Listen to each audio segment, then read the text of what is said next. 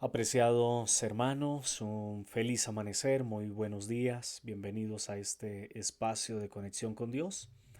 Continuamos en el libro de Génesis capítulo 43. Ayer vimos algunos versículos del capítulo 43 del libro de Génesis. Por lo menos avanzamos hasta los versículos 13 aproximadamente.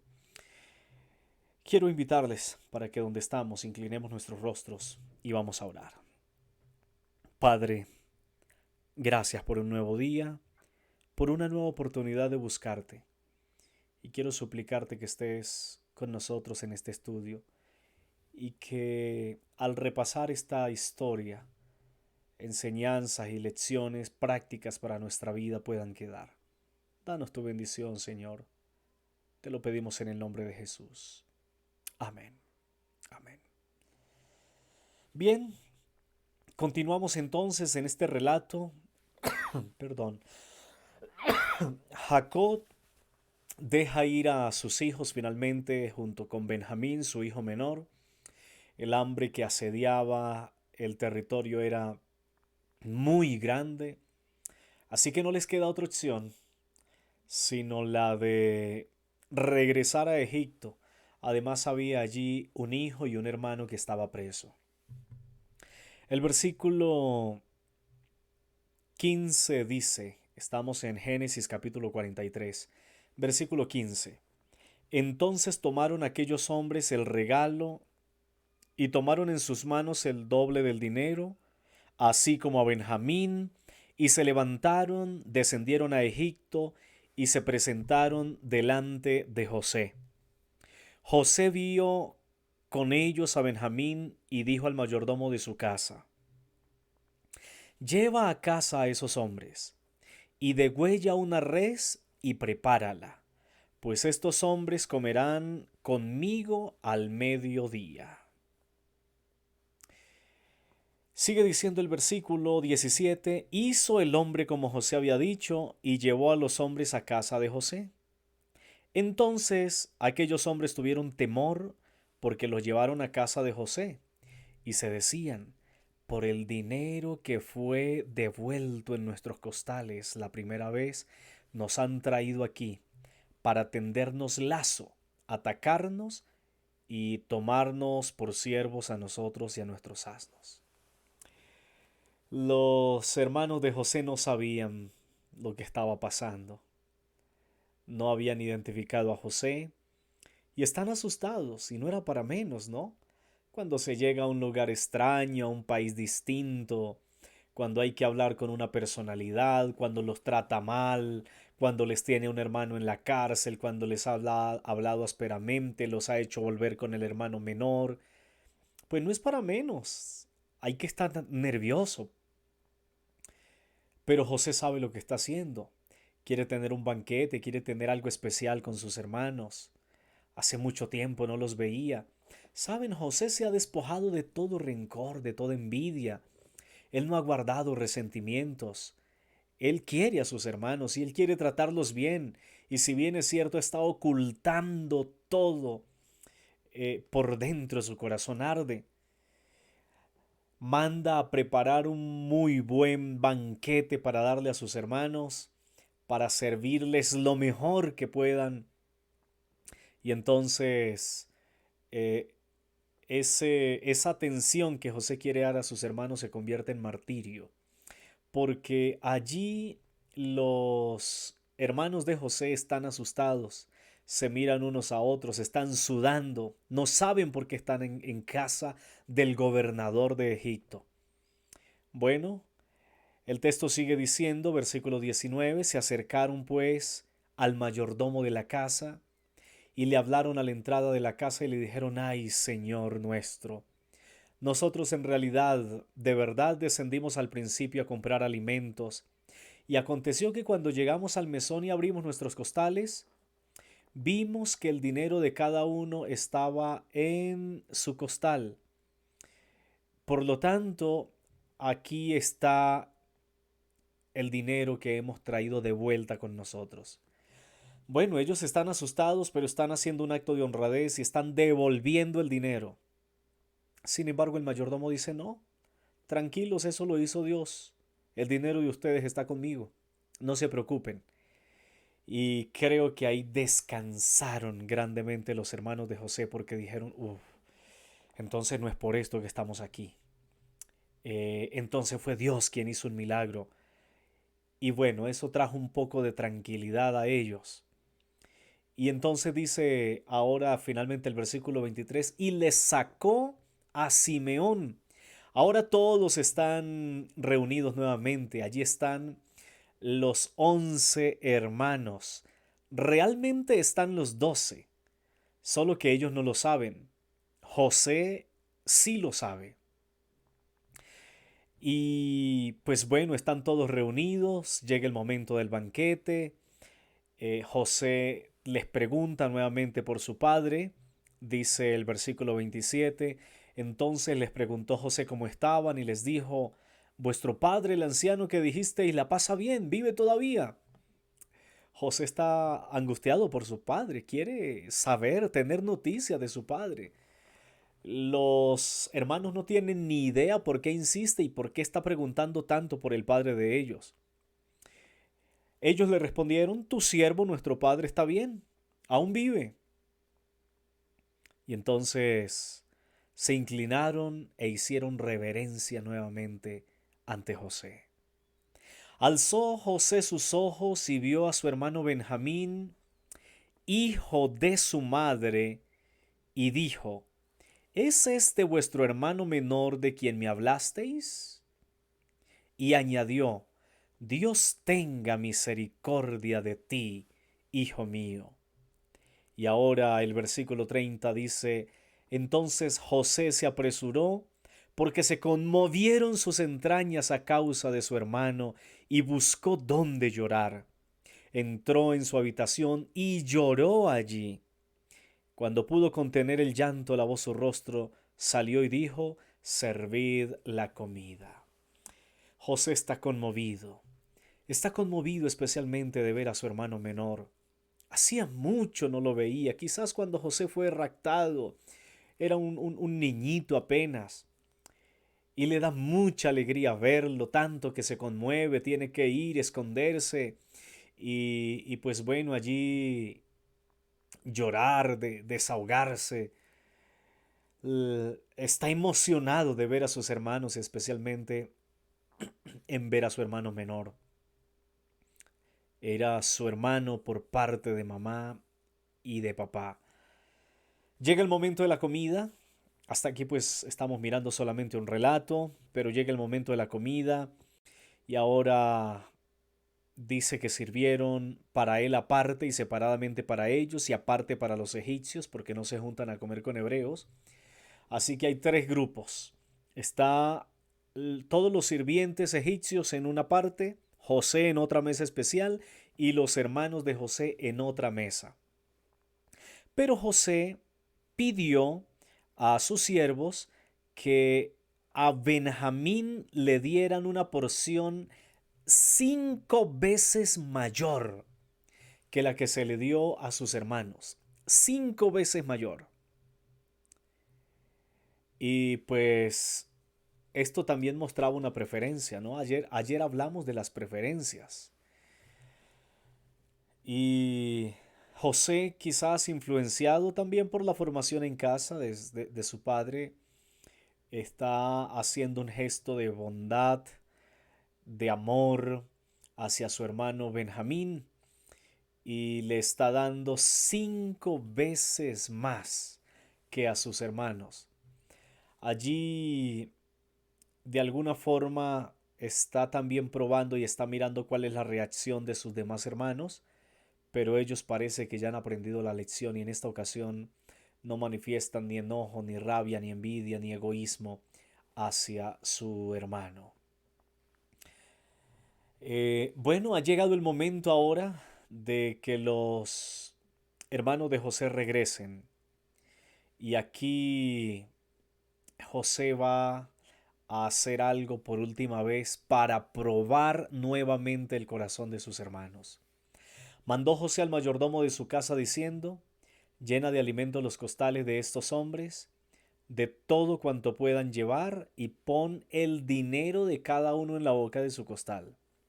Pero también pondrás mi copa, la copa de plata en la boca del costal del menor con el dinero de su trigo. El mayordomo hizo como había dicho José. Al amanecer los hombres fueron despedidos con sus asnos. Ya ellos habían salido de la ciudad, pero todavía no se habían alejado. Y cuando José dijo a su mayordomo, levántate y sigue a esos hombres, cuando los alcance diles, ¿por qué habéis pagado mal por bien? ¿Por qué habéis robado mi copa de plata? ¿No es esta la que en la que bebe mi señor y la que usa para adivinar? Habéis hecho mal al hacer esto. Cuando él los alcance, cuando él los alcanzó, les dijo estas palabras, y ellos respondieron, ¿por qué dice nuestro señor tales cosas? Nunca tal hagan sus siervos. Si el dinero que hallamos en la boca de nuestros costales te lo volvimos a traer desde la tierra de Canaán, ¿cómo íbamos a hurtar de casa de tu señor plata ni oro?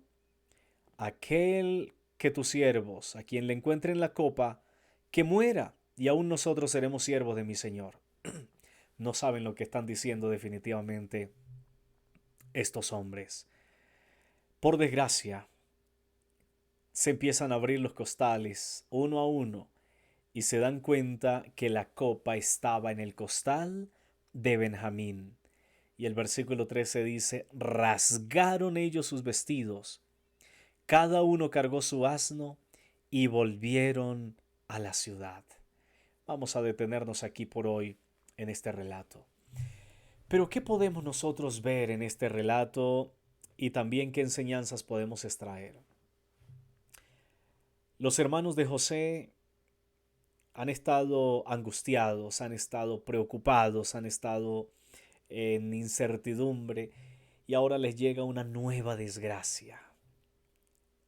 La copa ha sido encontrada en el costal de Benjamín y ellos mismos se han puesto la soga al cuello. Y esta es la lección principal que quiero dejar en esta ocasión. Los hermanos de José se apresuraron. Ellos habían sido testigos cómo el dinero les había aparecido en sus costales sin que ellos se dieran cuenta.